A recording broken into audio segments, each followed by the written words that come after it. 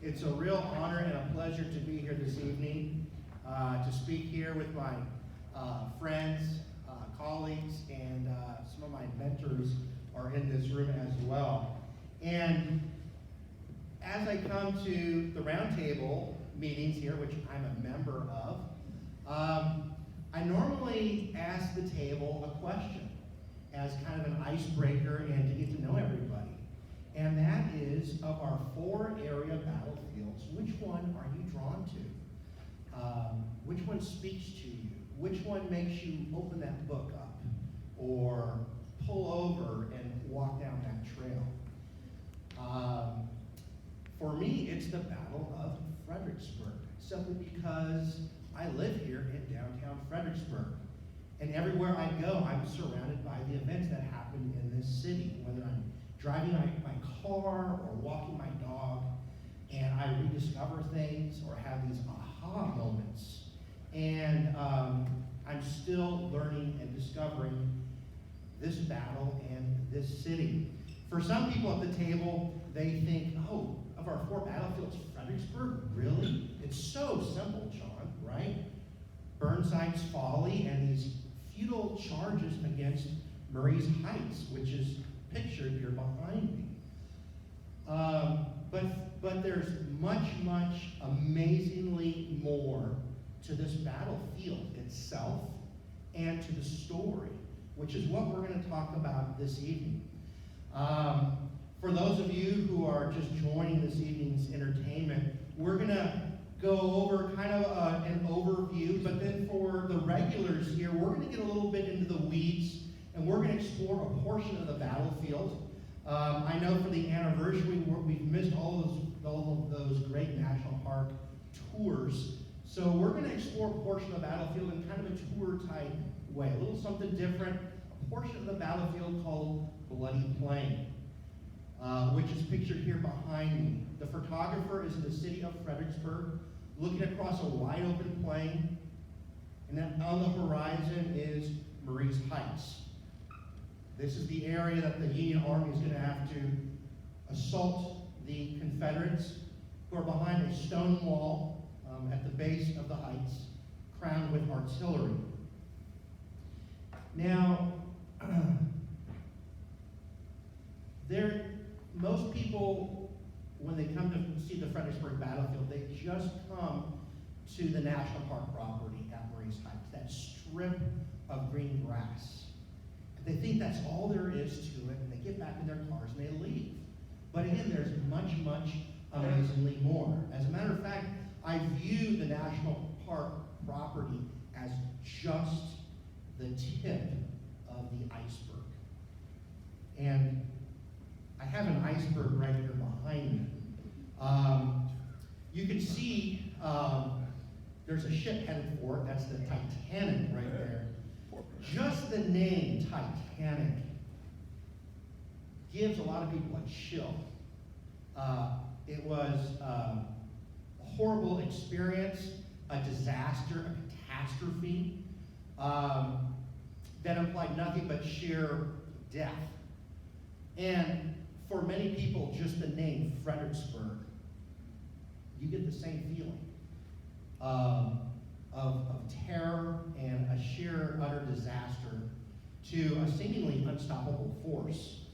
You can see the tip of the iceberg up here is, of course, Murray's Heights, the national park property. But there's much more below that waterline right there, to the battlefield and to the story. And just below that waterline is a place that we just mentioned, Bloody Plain. And then below that, you can see Slaughter Pen Farm, Prospect Hill, and to our story, there's much more to the story, right? General Halleck and Washington, Abraham Lincoln, the Emancipation Proclamation. For those visitors that come to that tip of the iceberg, many of them stand on the edge of the property. And I have a photo right there. And now they're looking across Bloody Plain, where all of those Federals made their charge. a very confusing place for those federal soldiers. Very confusing because this is really the eye of the storm. This is the vortex. This is where all of the fury of the wildest hailstorm was felt, where waves of Union soldiers were dashed. And we saw 1,000 casualties per hour. We measured the worth of our hallowed ground by the number of casualties in many, many cases. And in this case, 1,000 casualties per hour from about 11 a.m. until close to 6 p.m. And nobody goes there. And I mean nobody. I live about 3 blocks down the hill from here, and I can spot Civil War visitors to battlefields. They have that look, and they're checking everything out. And I don't see anybody on Bloody Plain. I do see people on the edge of the abyss, right here on this photo, looking out, whether I'm giving a tour or walking my dog. And usually there's 2 kinds of people I run into. There's the ones that are confused. How did those Yankees get through all of those houses? Or you have the angry person.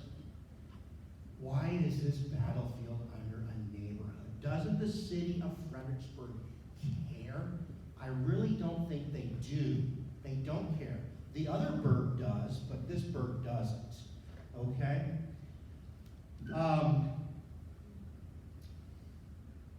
It's confusing because there's a lack of definition, a lack of information, and a lack of awareness about Bloody Plain. And so tonight, we're going to define it. We're going to give you the information and make you very much aware of this battlefield that is under a neighborhood. And that's really where we're going to start this evening, is why is there a neighborhood on top of a battlefield? And we're talking about that ship, Titanic, and I know when we go to a battlefield, we want to see a pristine battlefield, right? We want to see the tree lines, we want to see those cute fences and interpretive signs. And if we don't, we think there's nothing much to see and to move on. But on Bloody Plain, there's still a lot to see and to discover if you know where to look. Just like that ship I mentioned, the Titanic, it would be nice to walk the decks and go to the Grand Salon, but you can't. But you can still see it today, can't you? Right? If you take a deep dive in the North Atlantic, there it is. And guess what? We're still learning about it today after it was discovered back in 1985. And there's still more that we can learn today about Bloody Plain. If we just take a moment, and tonight we're going to play Battlefield Detective.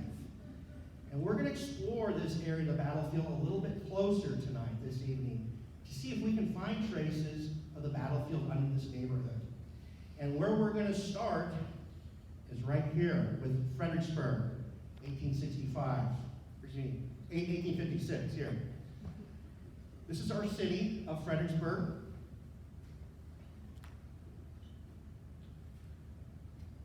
And we're right here on the map. Right now we're sitting on the battlefield, so to speak. This is Brock's Riverside Grill. And our city of Fredericksburg got started here on the river back in the early 1700s as a port town. And later we're going to become a mill town, a manufacturing center. And the city of Fredericksburg is going to keep on reinventing itself, which is what cities do. By the 1840s, we are going to become a major rail hub right here on the Richmond, Fredericksburg, and Potomac Railroad. And our city is going to grow and prosper even more. Here in 2020, we're reinventing ourselves right as a baseball town, right? But in the 1850s, there's a couple of projects to to really kind of up the game here as we're located between Washington and Richmond. And there's two large projects west of Fredericksburg. One is another rail line that goes out to the southwest. This is the Fredericksburg and Gordonsville Railroad, connecting all the way out there to another rail terminal to bring more commerce into Fredericksburg. Okay, and we're working on that in the 1850s. The other is the city is growing. Just before the Civil War, the city of Fredericksburg is almost 150 years old. And so where are we going to grow? We're going to grow along the roads of commerce. The Telegraph Road, which goes to Richmond, and we have right over here outside of another road, a Orange Turnpike, which goes out west to Spotsylvania, Orange County, kind of a farm-to-market road. And this would be an ideal community just west of town, between the edge of town and this series of heights known as Marie's Heights, where there's Willis Hill and Marie's Hill make Marie's Heights. And just outside of town, we have the Fredericksburg Agricultural Fairground, known as Mercer's Square. So it's really before the war, in the 1850s, that we're going to have investors plot out a neighborhood here, years before the Civil War. It's called the Caldwell Tract, right there. It might look a little sideways, but right over here, this is Marie's Heights. Here's the city of Fredericksburg. And here is the Fredericksburg Agricultural Fairground, known as Mercer's Square. And here's all of the different plots around Mercer Square. Here's the Richmond-Fredericksburg and Potomac Railroad. And this new railroad, we're planning the Fredericksburg and Gordonsville Railroad. And we're plotting out streets and making a nice community as we're going to grow. This, by the way, is the current National Battlefield Park right here. And the investors is a list of who's who of the city of Fredericksburg.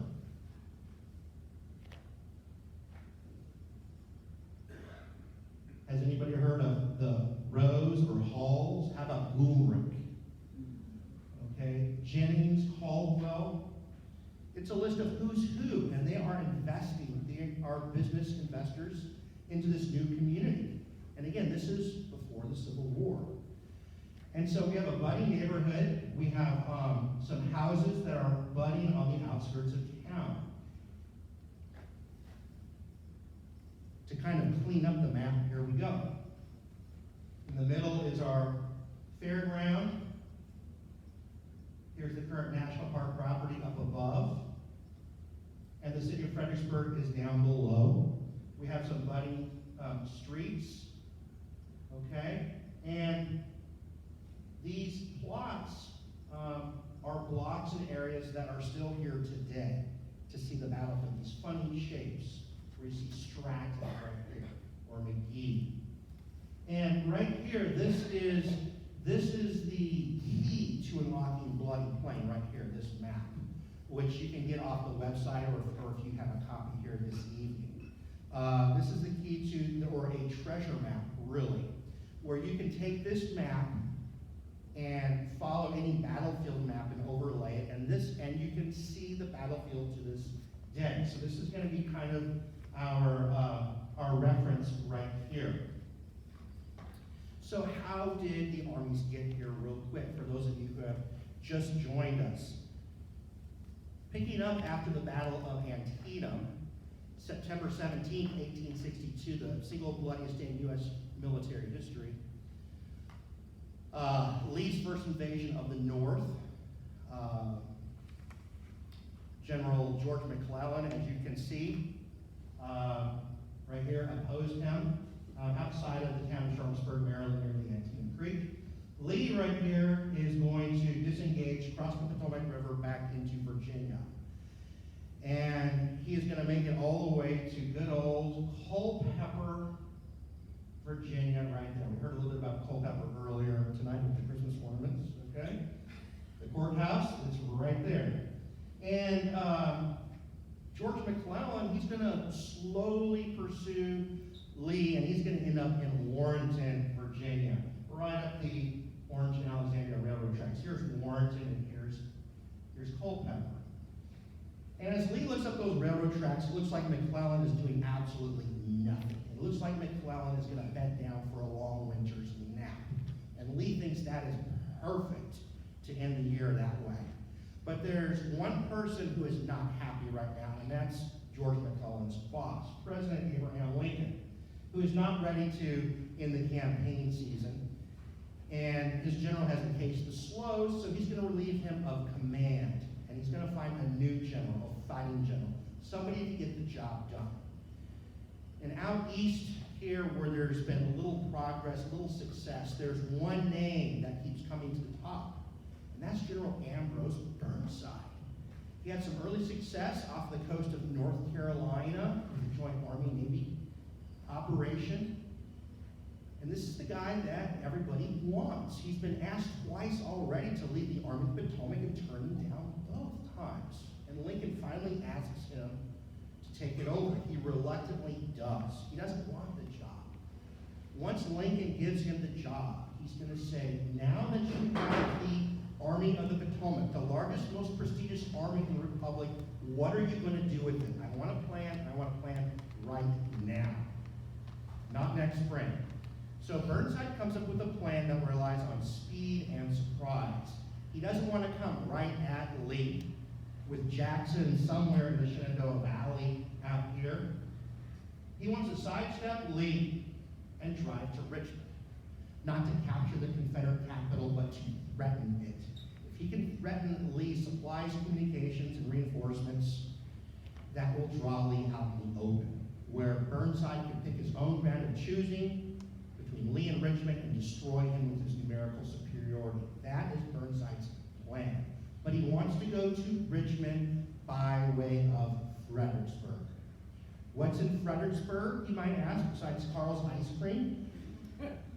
The road network here. The Telegraph Road, the highway here, and the Richmond Stage Road, as well as the railroad that we talked about. We need those roads because the Army of the Potomac is close to 140,000 strong. That is larger than most cities in the South. So the Army of the Potomac is like a moving city. That's the only reason why Burnside is coming here. The last thing on his mind is to fight an epic battle. He has one logistical problem, though. There are no more bridges across the Rappahannock River anymore. Why, you might ask? They've all been destroyed by the South. During the defense of Richmond, which we heard about last month with Doug Crenshaw and that excellent tour by Mark Thompson, the Confederates are bringing all of their available troops for the defense of Richmond in 1862.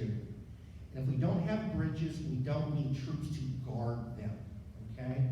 When a body goes into shock, all of the blood leaves your extremities and protects your vital organs, right? Your heart, your lungs, your brain. That's what was happening right there. So we destroyed, the South destroyed all of the bridges. So Burnside was going to order pontoon bridging, an instant portable bridge that you could throw up in a morning or an afternoon. And he wants the engineers to be waiting for him on the other side of the river here in Stafford County, Virginia. Lincoln is going to say that's a very good plan. If you're going to do it, you better do it quickly because winter is approaching, which is a big game changer. Just ask Napoleon at the gates of Moscow, okay? So Burnside is going to pack up the army and he's going to march. We're talking mid-November now, from Warrenton over here to Stafford County, to Falmouth, really. It's going to take his army 2 days to get there. 20 miles a day, that's hard marching. When he gets there, there's less than 1,000 Confederates anywhere around Fredericksburg. And he's 2 days ahead of Robert E. Lee. He stole a march, is what you call it. Lee probably grows a few more white hairs and he starts to withdraw back to Richmond. And Burnside's plan is working. And he's looking around for this wonderful pontoon bridging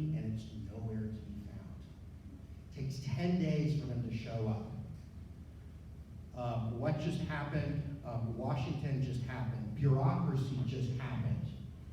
General Halleck, the General-in-Chief of all armies, just happened, okay? Well, what do you think shows up 10 days later? Robert E. Lee with half of his army. He's come to Fredericksburg when he heard that Burnside could not cross, but he's not coming to this charming town. He's coming on the heights outside of town, where there's a series of hills and ridges that run from the Rappahannock River here all the way down to the Massaponack Creek down here. And so Burnside is going to tell Lincoln, time out. The pontoon bridges arrived late. I now have the most aggressive Confederate general opposing me across the river, almost a mile outside of town, and he's digging in on the heights. This is a very bad idea. Maybe we should rethink this. Maybe we need to go at this in the spring. Lincoln's answer is you have the pontoon bridging now. The objective for Lincoln is always to destroy Lee's army, not to capture the Confederate capital because they could always move it. And so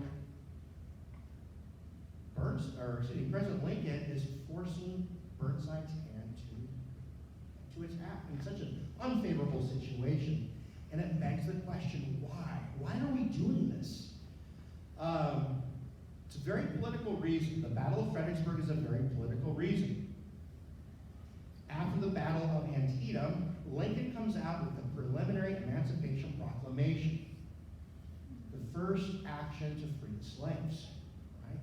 Probably one of the most significant documents of this generation, or maybe even the century. And it's going to come out on January the 1st of 1863. When it comes out, Lincoln wants it to come out under some strength, some oomph behind it, which means he needs a victory to show that he means business, okay?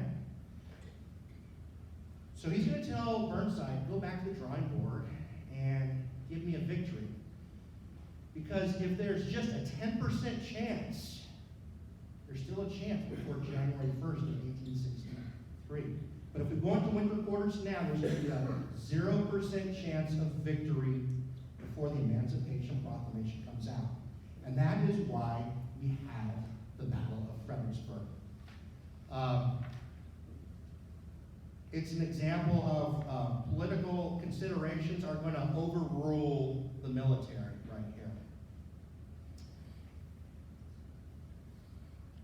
So Burnside is going to spend a few weeks trying to figure out ways to get at Lee. As Lee just gets stronger, Jackson joins Lee, and they're digging in and fortifying the heights. We're coming to early December now, and Burnside comes up with the conclusion that it would surprise the enemy the most if he makes a crossing directly in their front, because they're not going to expect that. He's on the eve of battle on December the 10th, 1862, and his plan is very simple. In the pre-dawn hours, around 3 a.m., his engineers are going to build those bridges at 3 different sites. Complete the bridges by mid-morning, cross the troops over into the city, and by the afternoon, assaulting the heights. He's going to kick the plan off on December the 11th, 1862. But William Barksdale has other plans. He's going to oppose this crossing. And Burnside is going to have to resort to bombarding the city of Fredericksburg for 2 hours long. The first time the U.S. Army is going to target a U.S. city in an active fluid battle. We're not, these houses aren't being hit by cannonballs by accident. We're trying to hit these houses. After the ceasefire, they're going to send the engineers back out. Then Barksdale's going to oppose them again. So we're going to have a river crossing. And we're going to make it to the other side. And now we're going to take the town with street fighting amongst that rubble. That's going to go on all day long until the sun sets. And Barksdale's going to withdraw back to the heights. And And Barksdale's just bought Lee a day to get the rest of his army where they need to be to receive Ambrose Burnside. On December the 12th, we're going to have those pontoon bridges completed. We're marching the troops into Fredericksburg and below the city. And the Army of the Potomac is going to loot the city of Fredericksburg as Burnside is dotting every I and crossing every T to prepare for battle. And he decides not to attack. This is going to be the first time that an American city has been ransacked since the British sacked Washington back in 1812. So now we're ramping up to December the 13th of 1862, 159 years ago to this day right now. And this is our situation. With Burnside possessing the city of Fredericksburg, the area below town, Lee has his left flank anchored on the Rappahannock River. His right flank is anchored on the Massaponax Creek, essentially a swamp. And his entire army is arrayed along a series of hills and ridges. The only way to get at Lee is to hit him head on. There's no flank attacks here, ladies and gentlemen. And there's only two places to get at Lee. They're both salients that extend from this 8-mile line. One is a salient here called Marie's Heights that we discussed, where there's a stone wall, a short distance between Lee and the city right here. Another is a salient down here called Prospect Hill, which also has a Stonewall Jackson. So either way, the Army of the Potomac is going to have to come up against a stone wall. And only one of these salients is the most decisive military action, and it's not Marie's Heights, it's Prospect Hill. Because if you win down here, you interdict Lee from Richmond, from his supplies, communications, and reinforcements. And then you could just roll up the line. And if Lee lives to fight another day, the only place he can go is out west, to an ominous area known as the wilderness. Not a very good place to reorganize an army. If Marie's Heights is the objective, and Lee could just withdraw closer to Richmond, the North Anna, or what have you. So, Burnside's plan is to have his commanders seize the heights, to seize Prospect Hill and Marie's Heights. I want you to think of General Ambrose Burnside here as a boxer. A boxer has a right glove and a boxer has a left glove. Burnside's right glove is going to throw straight punches at Marie's Heights to hold down half of Lee's army, so that his left glove down here can throw the knockout blow.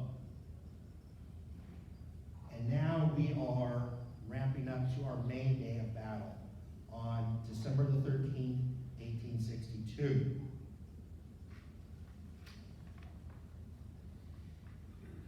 Now, the assaults on Marie's Heights, most folks believe that there were multiple assaults on Marie's Heights and they all looked identical. They just kept charging this stone wall. The truth is that every attack on Marie's Heights was unique and different, with different aspects of it, trying to get at it. But they all had one thing in common. They might have started somewhere different, but they're all going to end up at the same place, which is the stone wall. Nobody is going to go around it. Nobody's going to flank it. Nobody's going to go past it. Everybody's going to end up smack at this wall. And the reason why is the lay of the ground. Real quick. Here we have Marie's Heights and the city of Fredericksburg, where it says approach. This is Brock's Riverside Grill right here, where we are. And you can see the various approaches at Marie's Heights by the Army of the Potomac on December the 13th. Well, over here to our left, we have Hazel Run, which is a creek, a water course. And water courses aren't very nice to cross in winter. And right next to it is a railroad cut for that Fredericksburg and Gordonsville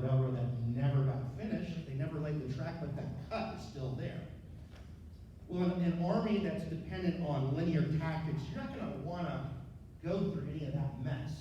And as you go further to the right of this yellow arrow in this direction, it's a swampy area known as Gordon's Marsh. And you're not going to want to get an army through there. So you have a very narrow window right here, wide enough for maybe one brigade to attack at a time. From the city to Marie's Heights, crossing this open area about 900 yards. Okay? Now, typically in the Civil War, whether it's north or south, when an army is attacking a fixed position, you're going to throw a division at it. And a Union division normally has 3 brigades. I want you to think of those brigades as ocean waves. I'm sure everybody has stood at a beach as the high tide comes in, right? That first wave hits your toes and it feels good.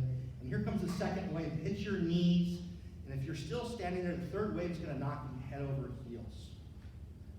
Well, that is the way a lot of these attacks in the Civil War are going to happen. You're going to throw a division at it with 3 brigades as different waves, hoping that if the first wave fails, the second wave might, and by golly, that third wave should do the job.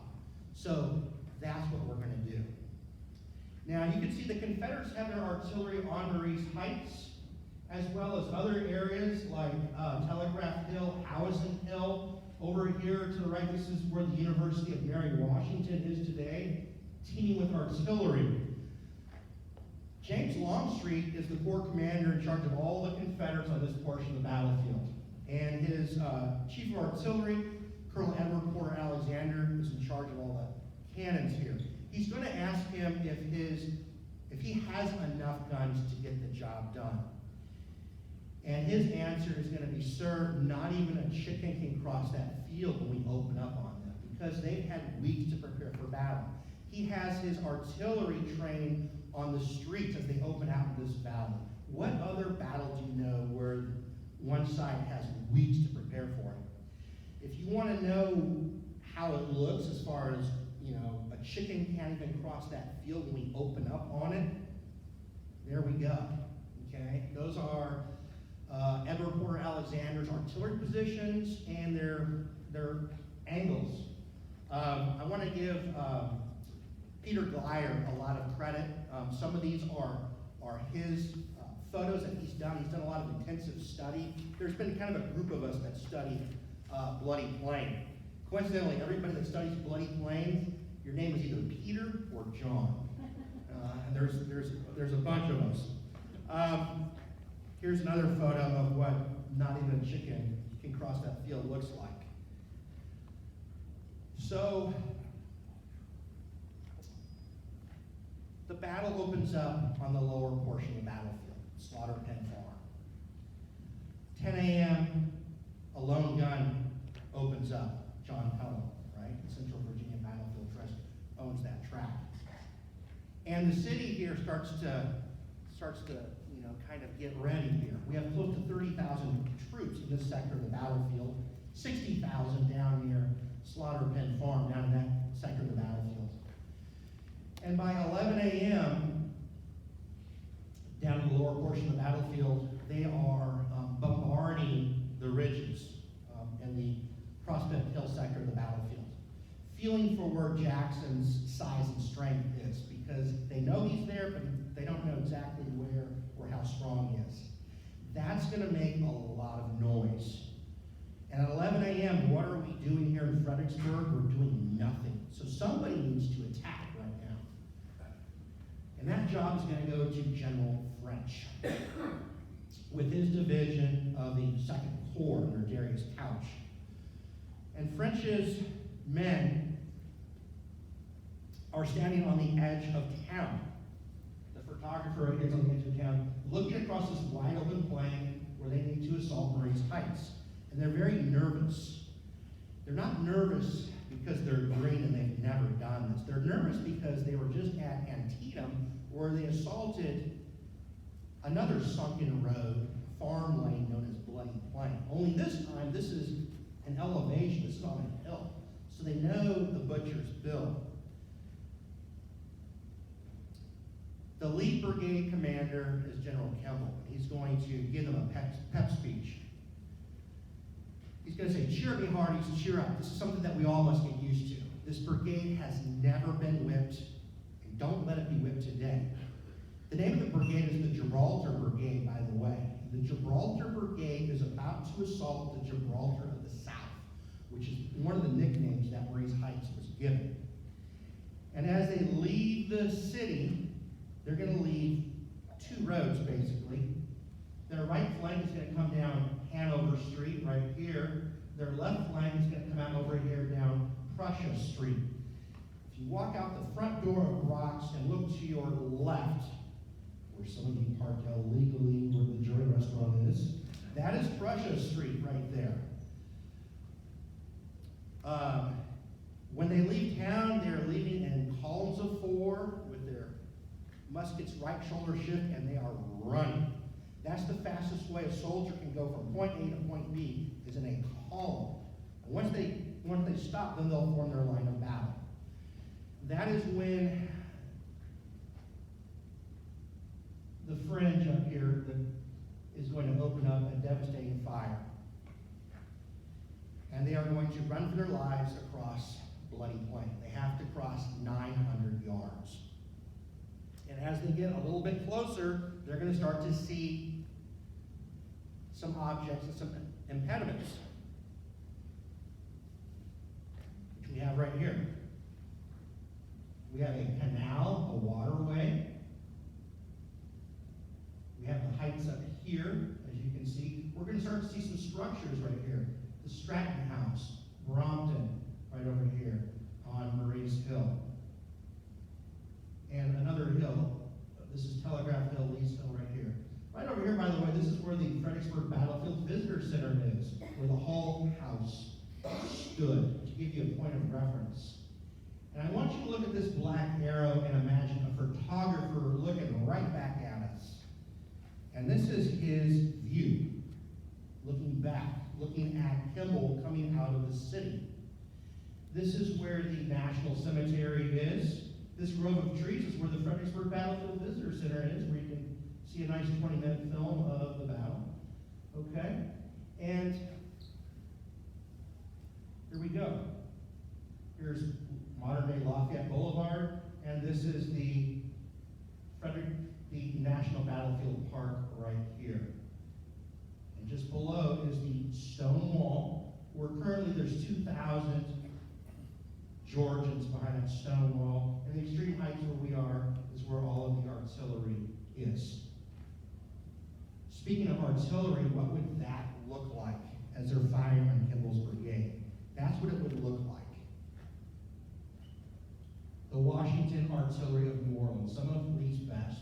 And here's our Georgians right here as Kemble's brigade is coming out of the town.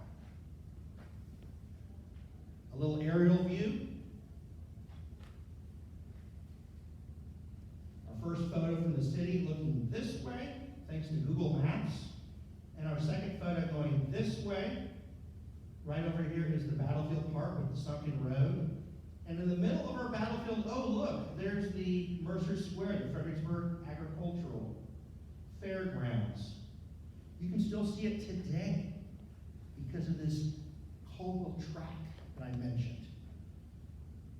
You can walk along the edge of the fairground by following simple streets that I'm going to talk about.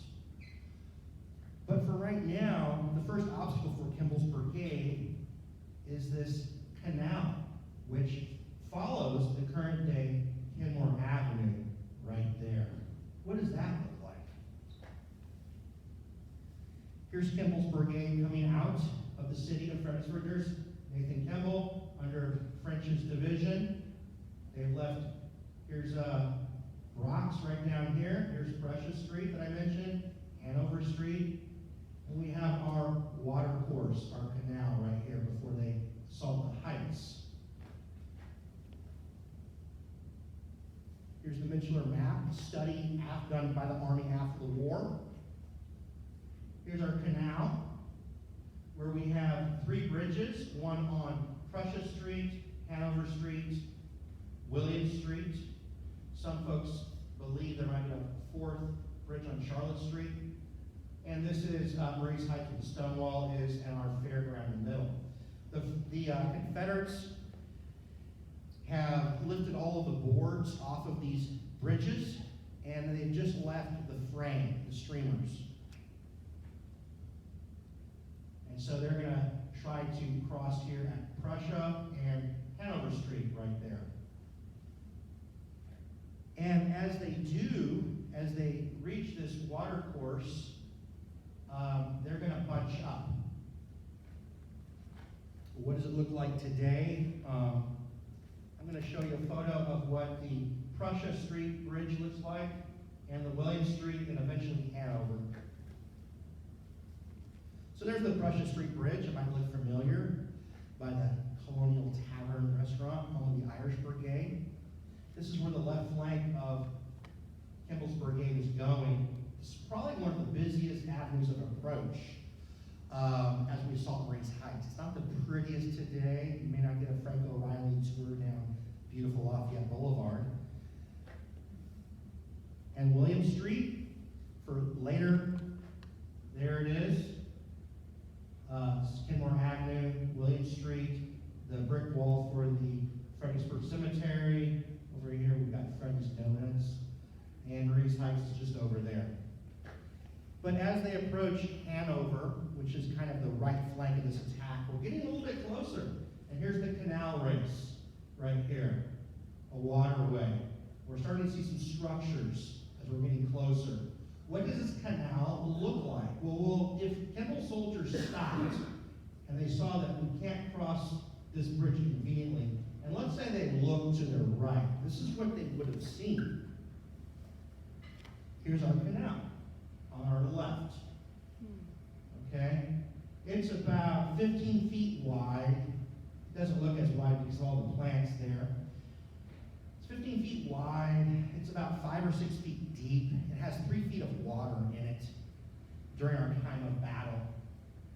And this is William Street back here. This is where the University of Mary Washington is. And the Fredericksburg Cemetery would be right there. This is what it would look like today. If you look right here, and you look right here, okay? This is part of the canal that generally runs along Kenmore Avenue. It doesn't run precisely along it, kind of veers off. And you can see that right here.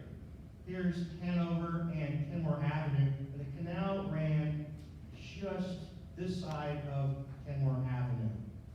You can see where these rain gutters are. That's where it would be today. Apparently it's still under there. What would that look like? There's an example of what the canal would look like that Kimball's troops would have to cross. Okay? Here's our frame of the bridge. If the soldiers are going to have to stop, they're going to have to tiptoe over that, right? You see the movie Stripes, where they're going through the obstacle course. Now we've got Alexander's artillery raining all over them as they're bunching up. Not a lot of fun. They're finding other material to throw over the canal because they don't want to go in it. A Civil War soldier is maybe 5'7" high. The canal is about 5 to 6 feet high. You do the math. You're going to have to go down there and pull yourself up. And this is going to take a brigade about 20 or 30 minutes to cross any of these bridge site areas. And you can see a nice aerial view of what it looks like. This is late 1920s per the city, showing the canal route and putting in those concrete drain boxes that I showed briefly right there. Okay? Once they cross, they're going to have to form a line of battle. We're going from column into a line of battle because that's how we do it in the Civil War. We're going to have to form a line of battle right over here, generally speaking. Now, once they cross, they're going to have, some of them are going to have a nice bluff, 10 to 20 foot bluff to form their line of battle, to get some kind of shelter.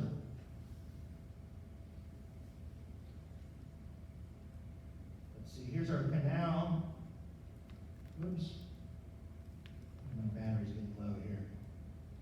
Anyways, the white line is the canal, and just between the white line and the yellow line, we're forming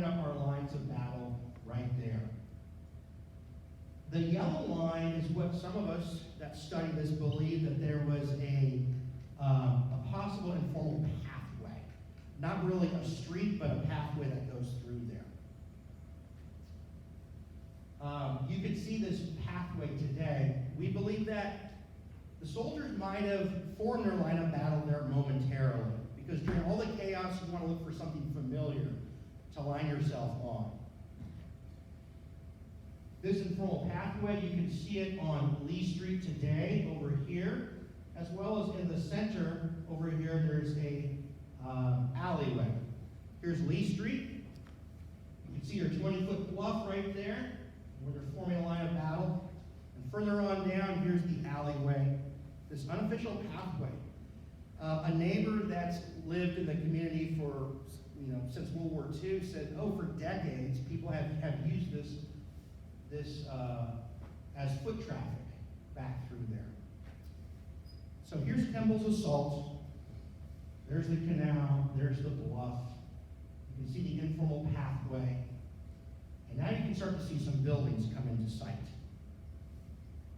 You can start to see the roadhouse, the Sisson store, the wheelwright shop, the Stratton House. Over here where everybody's lying down is the fairgrounds. You just can't see the fence because I want to show you where everybody's laying down. The artist has drawn certain buildings larger to show how important they are. And of course, there's the stone wall just behind that and the extreme heights. As they go by the row house right there, that's the right flank of Kimball's assault. There's the row house, constructed around the 1820s. How it looks today, how it looked back in that time frame.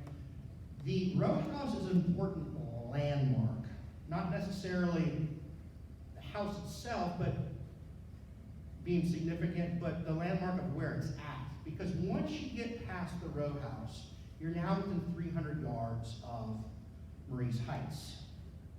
And that's significant because the Confederate artillery cannot depress the muzzle of their cannons, the barrels. And this is a blind spot for the Confederate artillery. The Federals, once the Federals get past the row house, you're now under the guns. And you could breathe a sigh of relief momentarily, right? Because artillery is just utterly demoralizing to any troops' morale. So now we're under the guns, and now we're approaching Marie's Heights. You see the canal. You can see the A. This is Hanover Street right here. An area called, let's see. You can see where there's the orange road that goes to the right, and you can see the Richmond road that goes to the left. That's the Telegraph Road right there. This is called Swift Run Gap. And there's going to be a series of buildings where you can see that A. It's a funny triangle property right there. That's exactly where the Sisson store is. A very nice place to sell your things, almost like a 7-Eleven. This is what the Sisson store looked like in the 1890s before they were going to tear it down. Right here you can see the Telegraph Road on one side and the Orange Turnpike on the other. Great place to sell stuff. And this is what it looks like today. The Sunken Well Tavern right there. Okay? Kimball's men, basically once they get past the row house, now they're within range of the Confederates behind the stone wall at Marie's Heights. 300 yards is actually a prime firing range for Civil War muskets.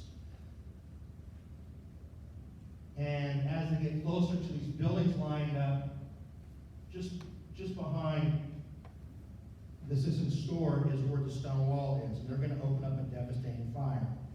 And Kimball's men are going to think of two different things. If somebody's shooting at you, you have two reactions. You either want to shoot back or you want to find somewhere to get out of the way. You might call it fight or flight, okay? And either way, if you want to fight or flight, you're going to have to what? You're going to have to stop. So Kimball's brigade is going to stop right here, as well as a lot of the other attacks. If you cross the Telegraph Road and come over here, now it's a large plot of land. It's the Allen Stratton property. There's this store, and Allen Stratton, he's going to have a wheelwright shop, a blacksmith shop in his home, a brick home. Perfect place to fix your wagon or to reshod your horse, okay, kind of like your mechanic. So you have a 7-Eleven and a mechanic right there before you head off to Richmond. So now you have the assistant store, the blacksmith shop, the wheelwright shop, and there's Stratton's home right there. This is an ideal place to stop, find cover, or form a line of battle. What does the Stratton House look like today? Still standing, one of the few houses in that Bloody Plain neighborhood. And you can see how close the Union line of battle is forming and where the Confederate line of battle is at the stone wall, where you can see the Stevens house and the Ennis house that's still standing right there. And that's the edge where all of those visitors are looking into the abyss. Little Google Maps right there. Okay? You can see where the Sisson store is. And oh, look, there's our fairground right there. But the Confederates have conveniently removed this wall closest to them. And it's going to cause, it's going to be an impediment. You're going to have to go either around it, or you're going to have to punch through it and go through it, which is going to break up the unit cohesion.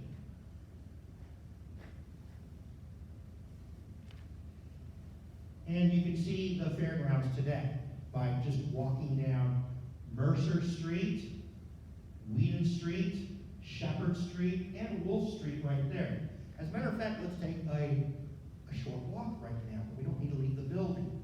What we're going to do is we're going to look at the fairground from Shepherd Street right here, and we're going to see where the Confederates removed the wall, and then we're going to see where the entrance to the fairground is, and then we're going to see the back wall, and then we'll see this other side wall. There's Shepherd Street right there. This is where the Confederates are going to remove that portion of the wall. Marie's Heights is over here. The Confederates are shooting in this way. And that's the entrance to the fairgrounds. The Stratton House is right here, that brick house. Let's walk down further down that wall. And now we're looking up the fairground wall up at Marie's Heights right there. And this is the back wall right here, where the soldiers are going to want to punch through those boards and get through. And that's what it looks like, okay, today. So we're walking around the fairground. And once you get to the end, you're going to have to look for this alleyway right here near Wolf Street. And this is the south wall right here, closest to Lafayette Boulevard. And Marie's Heights is just straight ahead right there. French's division is going to fail. They can't go forward, they can't go backwards. But there's a dip in the ground, a depression, a wrinkle, where they can find covers, called the swale. You can see the swale today, right here. There's our fairground that we identified. If you look down modern-day Little Page, which was called Fair Street, right there, that, where you literally see those numbers is where the swale runs right there. Here's our sunken road, or our national park property. And so we're going to lay down in that swale to get any kind of cover. What does it look like today as we travel down the swale? There's the swale at Mercer Street. From the stone wall looking down, you can see where that blue dumpster is. Even though the ground's been graded, there it is. Down here is the sunken road, and this is where they're laying. There's their zone of protection. Let's keep on going down the line of battle. Here's one of the alleyways, a Union soldier looking back at the stone wall. The alleyways are ideal because it looks almost identical to what it looked like 159 years ago to this day. And that little bit of depression is enough to protect a soldier's vital organs. Your head, your neck, your chest cavity, all right? And we're going down the swale. Here we are at Charlotte Street. You can see that slight dip. And there's the stone wall, and there's zone of protection right there. Keep on traveling down. There's the swale at Charlotte and Wolf. It's an alley.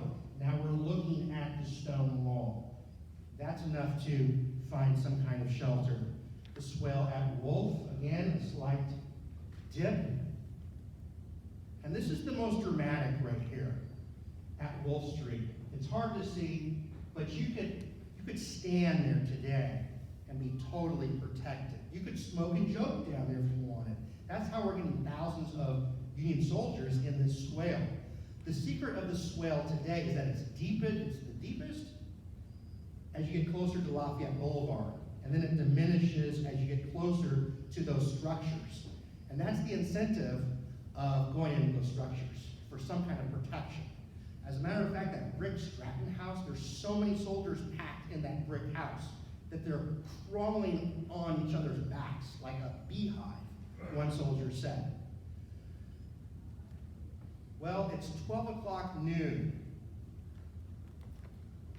and the division of Meade and Gibbon are assaulting across Slaughter Pen Farm. And they're caught in a deadly artillery duel between the Federal and Confederate cannons.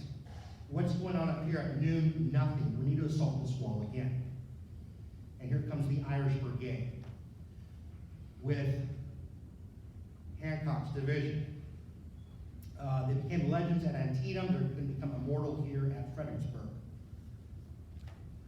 General Lahar's brigade, they're not going to go out Prussia Street because the Confederates are dialed in. Hanover Street's going to become a Union artillery position. So Hancock wants to take them down George Street, where they can get 2 blocks closer to Murray's Heights. So they're going to come out George Street into Hanover Street, where you start to see all of the blue units. What does that look like today? There we go. So now we have the Irish Brigade coming down George Street, right between those buildings, into Hanover Street. And this is how it looks today. This is where the football field is, Maury Stadium. And this is Hanover Street. And as Hancock's division attacks with the Irish Brigade, this is probably one of the best paintings done recently by Mark Churms. You can see the stone wall, the sunken road. You can see the Stratton House, all of his buildings with his property. You can see the fairgrounds and how they knocked the fence down. The Federals are coming through the back wall. The soldiers in the middle of the fairground are isolated. They're cut off from everybody from their right and left. And this becomes a compartmentalized battlefield. The soldiers in the middle of the fairgrounds cannot communicate with the soldiers on the outside. Therefore, the Confederates can zero in on the closest front coming towards them. Those coming around the Stratton House are going to bunch up between the wall and the house. That's the easy shot right down there. And the soldiers that try to go around the Stratton House, they will never see the soldiers again on the other side of that house. Now, of all the divisions that assault Murray's Heights, it's Hancock's division that probably gets about the closest. I know what you're thinking. You know, he's not called Hancock the Superb for nothing, right? Well, he has a little advantage here. Even though the Confederates have knocked down this fence wall, they did not knock down the Stratton orchard wall right there. And it happens to be those soldiers on the far right of each brigade of Hancock that are going to get over that fence, and they're going to charge and get a little bit closer. We're going to have the 69th New York, the Irish Brigade. 2 officers are going to go forward. They're going to go so far forward that when they're shot, nobody can bring their bodies back. The 5th New Hampshire of Hancock's division, when they get to that orchard fence, they're going to take their regimental colors and they're going to hurl them like a javelin from the Olympics. Because wherever that flag goes, you go too, right?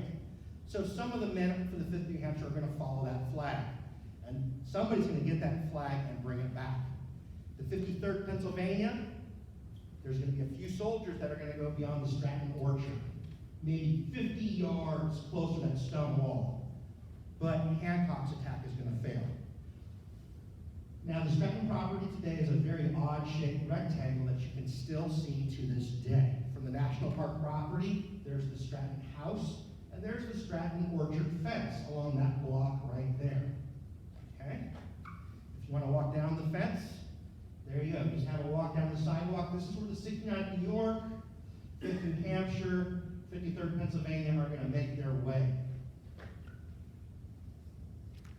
And again, this is our National Park property. And these units I mentioned at best might have gotten to that fire hydrant right there. I doubt any of them made it to the National Park property.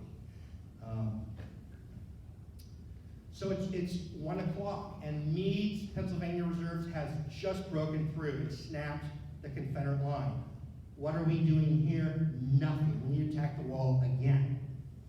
So it's Howard's division is going to attack. They're the only one that's going to go across William Street to try to outflank this stone wall. And they're going to dare to go through that Gordon's Marsh. And they're going to get bogged down. This is Howard's assault through that. And he's going to come through the city over here. This is William Street. They're going to go through the Hercamp Tannery, try to get the stone wall that way. The Confederate artillery from where the University of Mary Washington is just going to pound them from the rear. And here they go, going through the tannery. This is the tannery site today. It's 2 o'clock. The Confederates just did a brilliant counterattack with Jubal Early down in the lower portion of the battlefield. Well, I hope we're doing something up here. Samuel D. Sturgis is going to attack. At least his division is. He's nowhere to be found because he's blind drunk, desperately trying to hold up the side of a barn right now, okay, with one of his brigade commanders. With a lack of leadership, his men are just going to go to that swell and lie down. They're just going to phone it in. They're going to lose 40% casualties, just phoning it in, just going to the swell and laying down with everybody else that's starting to stack up. By 2:30, the battle is over on the lower portion of the battlefield, and there's nothing that Burnside can do to win it. But we're going to attack again at 3 o'clock, at 4 o'clock, and at 5 o'clock. And it kind of begs, why are we doing this? Why are we attacking when the battle is over? And I want to ask, who's in charge of everybody that's in this swell? Is anybody in charge? Everybody in this swell is a fractured element, from the smallest drummer boy to the brigade commander. As a matter of fact, brigade commanders cannot find their brigades anymore. That's how disorganized everyone is in this swell.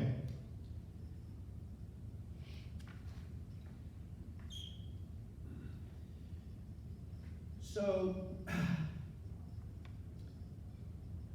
Burnside is afraid that the most aggressive Confederate commander, Lee, the ultimate exploiter, will sense the weakness that everybody is trapped in this swale below the heights.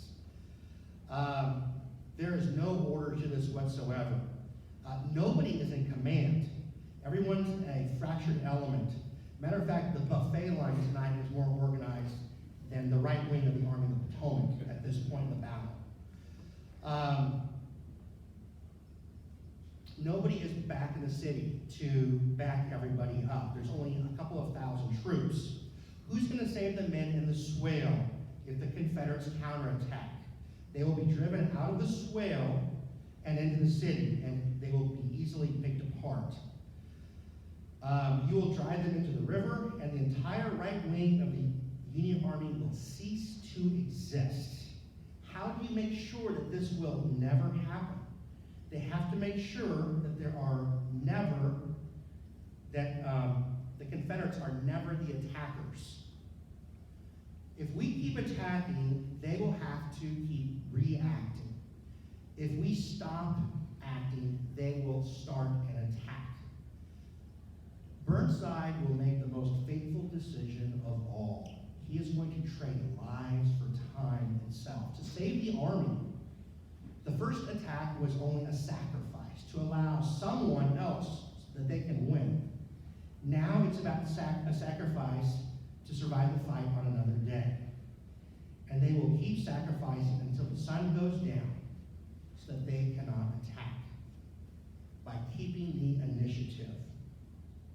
And Burnside will not surrender the initiative.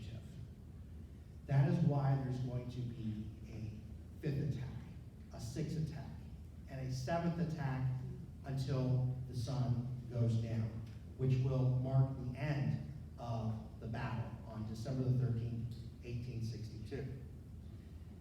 To wrap things up, the Union Army is going to fail at the Battle of Fredericksburg. That is not a secret. Not one soldier made it to the stone wall. Not one soldier possibly made it to the National Park property today. So what does this look like when the Union attackers fail and come back? What have they left behind? They're dead and wounded. And that's all that can mark the progress of the day. And it becomes a challenge in history and memory. It's not over who wins or who loses. It's never been an issue. But how close somebody got to the stone wall becomes a big issue. It's almost as if that is a gauge to judge a person's sense of duty and fearlessness and relentlessness. But are those the things that they should be judged? Because it's an open admission that you failed. We are not trying to mark progress, but we're trying to mark failure. Because failure in of itself becomes a badge of honor. We did not achieve success, but we fulfilled our duty. So it doesn't become a matter about winning or losing or life or death. It becomes a matter of whether one did their duty or not. And those that fell at the forefront, no one will ever challenge that they did their duty. That's why they gauge it so much on this. Ultimately, there's going to be 5 regiments after the war as veterans that are going to argue about who got closest to the stone wall. And they're going to use different criteria. The 69th New York, our officers got closest to the wall. The 5th New Hampshire, our flag made it closest to the wall. The 53rd Pennsylvania, some of our guys got closest to the wall. The last attack under Hawkins that we didn't get to here, 2 regiments from New Hampshire, the 13th and 9th New Hampshire, got pretty darn close in that railroad cut. Kind of an odd thing is that 3 out of the 5 regiments were from New Hampshire, something that we don't normally pick up on. So you might say, don't take New Hampshire for granted, right? The granite state? Okay, you got that. All right. You have to end on a bad joke. That's what Scott Walker told me. So, and that is the Battle of Fredericksburg. I thank you all for coming out tonight on the 159th anniversary.